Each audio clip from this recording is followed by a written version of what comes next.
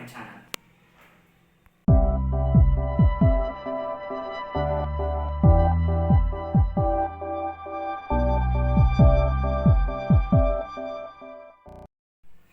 మీరు ఒకవేళ మా ఛానల్కి కొత్త అయితే కిందున్న సబ్స్క్రైబ్ బటన్ని అలాగే బెల్ ఐకాన్ని తప్పకుండా క్లిక్ చేయండి, ఎందుకంటే మేము ఏ వీడియోస్ పెట్టినా మీకు ఇంటిమేషన్ వస్తుంది. So guys, welcome to this tutorial. So ఇవాళ మనం ఒక ప్రోగ్రామింగ్ లాంగ్వేజ్ గురించి తెలుసుకుందాం. సో ఈ రోజులలో మనం ఆ ప్రోగ్రామింగ్ లాంగ్వేజ్ ఒకవేళ మన లైఫ్ స్టైల్లో లేకపోతే అసలు మనం ఈ రోజులలో సర్వైవ్ కాలేము. ఎందుకంటే మనం వాడే ఫోన్లో ఉంది, మనం వాడే కంప్యూటర్లో ఉంది, అలాగే మనం వాడే టీవీలో ఉంది, అండ్ ఎటువంటి మిషన్స్లో అయినా మనకి ఈ ప్రోగ్రామింగ్ లాంగ్వేజ్ కనబడుతుంది. సో మోస్ట్ ప్రాబబ్లీ ఈ ప్రోగ్రామింగ్ లాంగ్వేజ్ నేర్చుకున్న వాళ్ళకి ఎన్నో జాబ్ ఆపర్చునిటీస్ ఉన్నాయి. సో ఇప్పుడు ఆ ప్రోగ్రామింగ్ లాంగ్వేజ్ ఏంటో మనం ఇప్పుడు చూద్దాము. అది ఇంకేంటిదో కాదు, మన జావా. సో ఈ జావా ప్రోగ్రామింగ్ లాంగ్వేజ్ 25 years అయింది దీన్ని ఇన్వెంట్ చేసి. అండ్ ఇది ఎంతో ఈజీ టు లెర్న్, చాలా ఈజీ నేర్చుకోవడం. అలాగే మనం దీన్ని ఎగ్జిక్యూట్ చేసినట్టయితే మనకు పెద్ద పెద్ద కంపెనీలో జాబ్స్ వచ్చే ఛాన్సెస్ ఉన్నాయి. సో నేను ఈ వీడియోలో మీకు జావా సైడ్ ఉన్న బ్యాడ్ ఇంప్రెషన్ ఏదైతే ఉందో అదంతా క్లియర్ చేయబోతున్నాను. ఎందుకంటే ఈ జావా ప్రోగ్రామింగ్ లాంగ్వేజ్ ఎలాంటిదంటే, మనం ఇంట్రెస్ట్ పెట్టి ఒకవేళ మనం ఈ ప్రోగ్రామింగ్ లాంగ్వేజ్ నేర్చుకున్నట్టయితే మనకి ప్రతిదీ ఈజీగా వస్తుంది. అలాగే మనము ఎంత ఇంట్రెస్ట్ అయితే మనకు ఉందో అంతే హార్డ్ వర్క్ మనం చేయాల్సి ఉంటుంది. అంటే మనము practice is a key of Java. మనం ఎంత ప్రాక్టీస్ చేస్తే జావా మనకు అంత గ్రిప్లో వస్తుంది. సో చలో బై, మనము ఇక ఈ జావా ప్రోగ్రామింగ్ లాంగ్వేజ్ నేర్చుకుందాము అనుకున్నాం. సో ఇప్పుడు అసలు జావా యొక్క ఇంట్రడక్షన్ ఏంటో మనం చూద్దాం. సో ఇక్కడ మనం చూసుకున్నట్టయితే Java, introduction of Java. So మీరు చూసుకున్నట్టయితే introduction of Java. First thing, what is Java? అందరూ జావా అంటే ఇట్స్ ఎ ప్రోగ్రామింగ్ లాంగ్వేజ్, అసలు జావా అని అంటారు. కానీ అసలు జావా అంటే ఏంటంటే, Java is more than programming language called technology. So ఈ పాయింట్ మీరు గుర్తుపెట్టుకోవాల్సింది ఏంటంటే, అది ప్రోగ్రామింగ్ లాంగ్వేజ్ కన్నా గొప్పది. ఏంటది? Technology. Java is a technology. ఎందుకంటే మనం వాడే ఫోన్ నుండి మనం వాడే కంప్యూటర్, ఇప్పుడు వచ్చే ఆటోమొబైల్స్, ప్రతి ఒక్క దాంట్లో మనకి జావా ప్రోగ్రామింగ్ లేనిది అసలు నడవదు. బ్యాంక్ అయినా, గేమింగ్స్ అయినా, ప్రతి ఒక్క దాంట్లో మనకి జావా ప్రోగ్రామింగ్ ఉండాలి. సో ఇక్కడ మనం చూసుకున్నట్టయితే జావా మెయిన్లీ 3 things. సో జావాలో మనకి మెయిన్గా 3 things తోటి ఈ జావా మొత్తము నడుస్తుంది. ఒకటేమో ఆబ్జెక్ట్ ఓరియంటెడ్ ప్రోగ్రామింగ్ లాంగ్వేజ్, అంటే ఊప్స్ కాన్సెప్ట్. దీన్నే ఊప్స్ కాన్సెప్ట్ అంటారు. దాని full form object oriented programming language, OOPs concept. ఇందులో మనకి ఫస్ట్ అండ్ ఫార్మోస్ట్ థింగ్ కావాల్సింది. Next platform. సో ఇది ఏ ప్లాట్ఫామ్ మీద రన్ అవుతుందో అది ఉంటుంది. And technology. సో ఇది టెక్నాలజీ. సో ఈ 3 main things మీదనే ఈ జావా మొత్తం డిపెండ్ అయి ఉంటుంది. సో ఇప్పుడు మనం చూసుకున్నట్టయితే Java is a small and simple, secured, portable, object oriented and interpreted, byte coded and so ఇలా మనం చదువుకుంటూ పోతే మనకి ఇక్కడ చాలా ఉంది. సో నేను ఈజీగా మీకు షార్ట్కట్లో చెప్పాలంటే, జావా చాలా సింపుల్, అలాగే మనకి రాయడానికి కన్వీనియంట్గా ఉంటుంది. అండ్ ఇది ప్లాట్ఫామ్ డిపెండెంట్, గార్బేజ్ అంటే ఆటోమేటిక్గా అది మీరు ఏమన్నా ఎర్రర్స్, ఏదైనా హ్యాకింగ్ బగ్స్ అన్నీ ఏవైతే ఉంటాయో అవన్నీ ఆటోమేటిక్గా క్లియర్ చేసుకుంటుంది. మల్టీ థ్రెడింగ్ కాన్సెప్ట్స్, అండ్ బేసికల్గా మనకి ఇంకా ఎక్సెప్షన్ హ్యాండిలింగ్, అంటే మీరు ఏమన్నా మిస్టేక్స్ రాసినా కానీ అవి హ్యాక్ అయ్యే ఛాన్సెస్ ఉంటాయి కదా, ఇక్కడ ఆ హ్యాక్ కాకుండా ఈ ఎక్సెప్షన్ హ్యాండిలింగ్ మనకు చూసుకుంటుంది. అండ్ మల్టీ థ్రెడింగ్ అంటే ఏంటంటే, మీరు ఫోన్లలో మీ ఏవైతే రీసెంట్ యాప్స్ ఓపెన్ చేస్తారో, ఒక యాప్ ఓపెన్ చేసి మళ్ళీ ఇంకొక యాప్ ఓపెన్ చేసినా మీరు రీసెంట్ ట్యాబ్లో మీకు యాప్స్ విజిబుల్లో ఉంటాయి చూసారా, దాన్నే మల్టీ థ్రెడింగ్ అంటారు. చూడండి, ఇప్పుడు నేను ఇది ఓపెన్ చేసే ఉంది అండ్ ఇప్పుడు నా క్రోమీను ఓపెన్ చేసే ఉంది, దీన్నే మల్టీ థ్రెడింగ్ అని అంటారు మనకి. సో ఇప్పుడు ఇలా ఎన్నో ఫ్యూచర్స్ ఈ జావాలోని చెప్పుకుంటూ పోతే ఎన్నో ఫ్యూచర్స్ ఉన్నాయి. సో మనము ఈ మ్యాటర్లోకి వచ్చేద్దాం, where it is used. So first and foremost thing, అసలు ఈ జావా సాఫ్ట్వేర్ ఎందులో యూజ్ చేయడం జరుగుతుంది? కొంతమంది ఫోన్లో అంటారు, కొంతమంది కార్లో ఉంటారు, వాళ్ళకి తెలిసింది మాత్రమే చెప్తారు. కానీ ఇక్కడ నేను క్లియర్ వ్యూ ఇవ్వబోతున్నాను మీ అందరికీ. సో ఇక్కడ మనం చూసుకున్నట్టయితే Java so according to Sun 3 billion devices are running Java. So మీరు ఇక్కడ చూసుకున్నట్టయితే 3 బిలియన్ డివైజెస్ రన్ చేస్తున్నాయి Java programming language. There are many devices where Java is currently used. Some of them are following.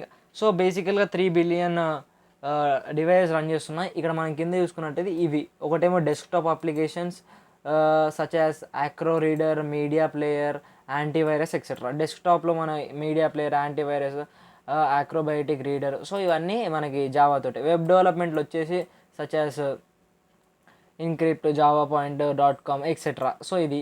And enterprise అప్లికేషన్లు వచ్చేసి such as banking applications. ఇప్పుడు మనకు నడిచే ఇండియాలో ఏవైతే బ్యాంకింగ్ అప్లికేషన్ నడుస్తున్నాయో ప్రతి ఒక్కటి జావా మీదనే డిపెండ్ అయి ఉంటుంది. అది మాత్రం 100%. మొబైల్స్లో ఇండివిటెడ్ సిస్టమ్స్, స్మార్ట్ కార్డ్స్. ఇప్పుడు మీరు వీసా కార్డ్స్, అదే ట్యాప్ టు పే అంటారు కదా, ఆ వీసా కార్డ్స్లో, రోబోట్ గేమ్స్లో అయినా జావా ఉంటుంది. సో ఇన్ని ప్లేసెస్లో మన జావాని యూజ్ చేస్తున్నాం. అంటే మన జావా లేకుండా అసలు మన లైఫే రన్ కాదు. ఎందుకంటే వితౌట్ ఫోన్ మన లైఫ్ రన్ కాదు.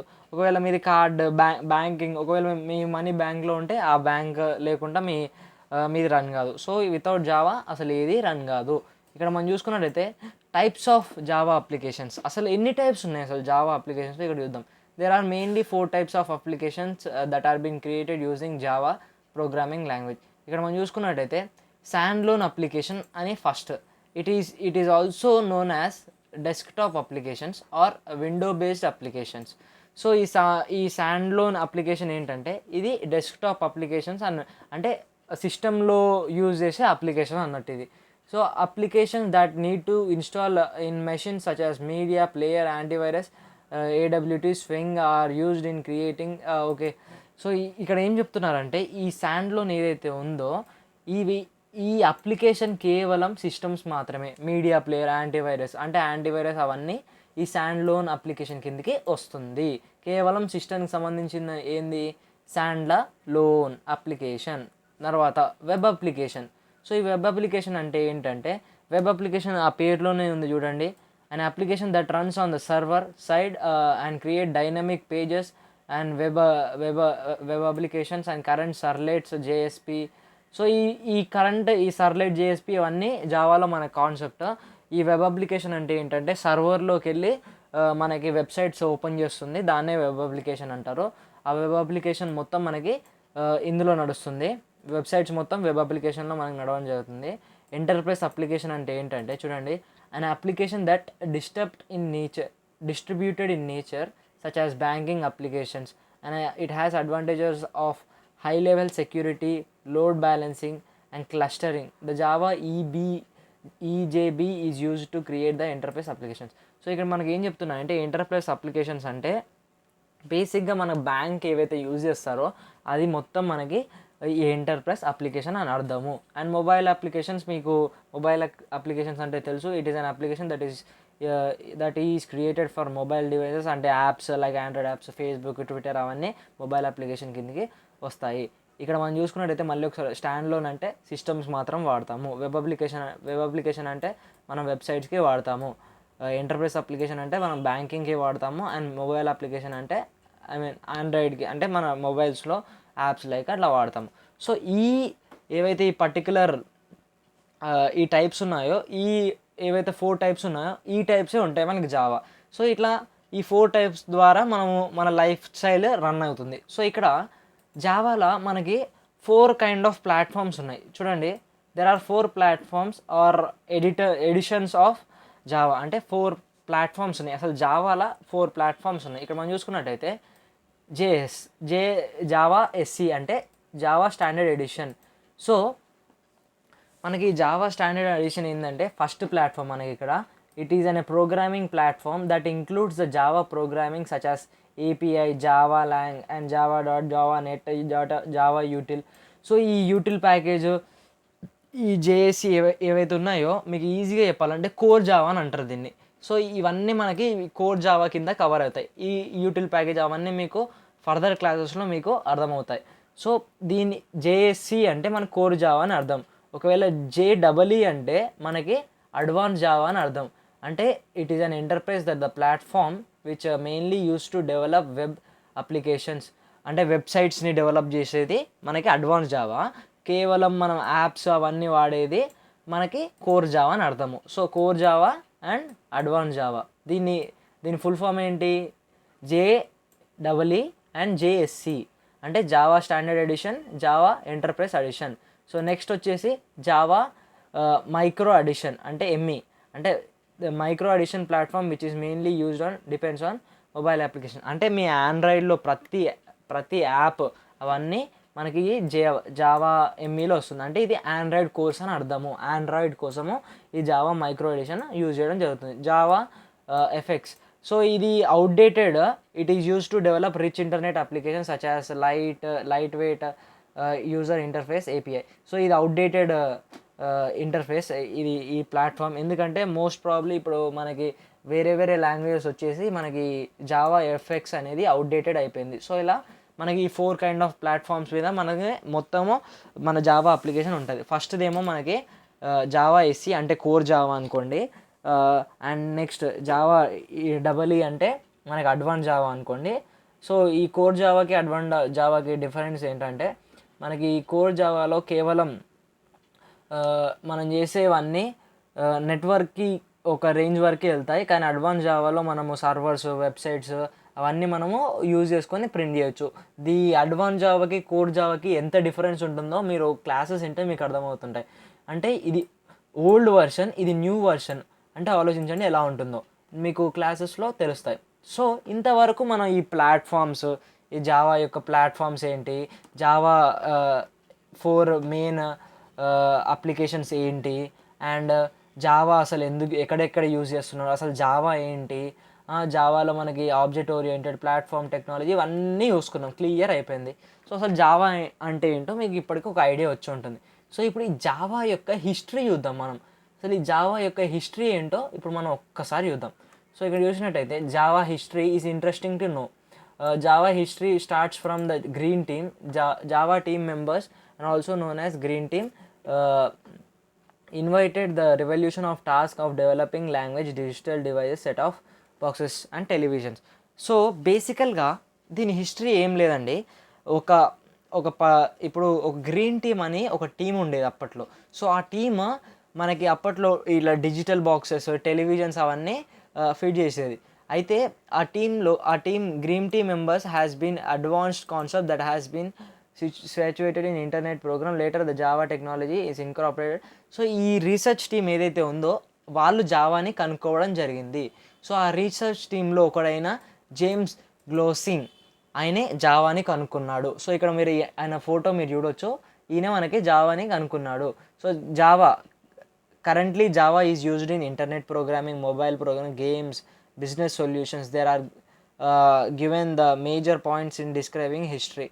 సో ఇప్పుడు ఈ జావాని మనం ఎన్నో విధాలుగా వాడుతున్నాం. నేను చెప్పినట్టు ఫోన్లలో, గేమ్స్లలో, సిస్టమ్స్లలో ప్రతి ఒక్క దాంట్లో మనం వాడడం జరిగింది. సో ఇప్పుడు మనం ఒకసారి బ్రీఫ్ హిస్టరీ చూసుకుందాం. ఈ James Gosling, Mike Sheridan and Patrick and invited this Java language in project in 1991. June 1991లో ఈ ప్రాజెక్ట్ స్టార్ట్ చేయడం జరిగింది. So the small team engineer అంటే సన్ ఇంజనీర్స్ అందులో గ్రీన్ టీంలో సన్ ఇంజనీర్స్ ఇది జూన్ 1991లో స్టార్ట్ చేయడం జరిగింది. Originally the design of small embedded systems and electronic application setup boxes. So దీని ఒరిజినల్ డిజైన్ ఏంటంటే చిన్న సిస్టమ్స్లలో మనకి ఒక చిన్న బాక్సెస్ లెక్క సెటప్ చేద్దాం అనుకుర్రు. And firstly it is called as Green talk by James Gosling and files extension was GT. So ఈ ఏదైతే జావా ఉందో దాని ఫస్ట్ పేరు ఏంటి? గ్రీన్ టాక్ అని పేరు పెట్టారు. After that it was also called, just ignore it. So it is called as Oak and it was also developed a part of Green. దాని తర్వాతకి ఓకా అని పేరు పెట్టారు. తర్వాతకి వై అసలు ఆ ఓకా అని పేరు ఎందుకు పెట్టారో చూద్దాం ఒక్కసారి. Oak is a symbol of strength and chosen of national tree. So యుఎస్ఏలో ఈ ఓక్ అనేది ఒక సింబల్, నేషనల్ ట్రీ అది. యుఎస్ఏ, ఫ్రాన్స్, జర్మనీలో ఒక సింబల్. సో అందుకే ఓక్ అని పెట్టారు. తర్వాతకి 1995లో దాన్ని జావా అని మారవడం జరిగింది. Because it is also ready to trade market and by Oak technology. అంటే ఈ ఓకా ఏదైతే ఉందో ఆల్రెడీ అప్పట్లోనే ఒక టెక్నాలజీ ఉంది, ఓకా టెక్నాలజీ అని. మళ్ళీ ఈ రెండు కొలైడ్ అవుతాయని వాళ్ళు జావా లెక్క మార్చేస్తారు. అసలు జావా అనే పేరు ఎందుకు పెట్టారో మనం ఇక్కడ ఒక్కసారి చూద్దాము. Why why they have been chosen the Java name for language. The team gathered to choose a name. They suggest the words of dynamic, revolution, slug, anglo and DNA.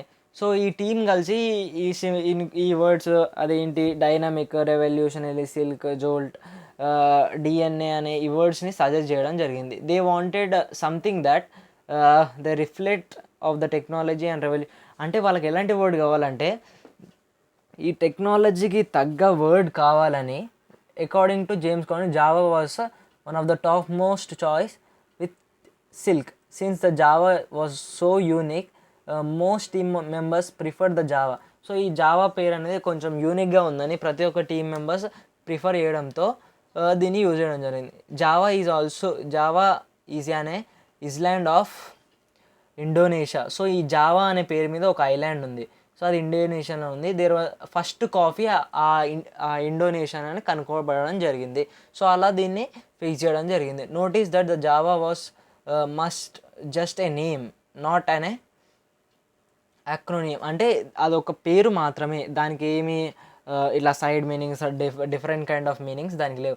Intentionally James Gosling at Sun Microsystems which was sub register of Oracle corporation and released in 1995.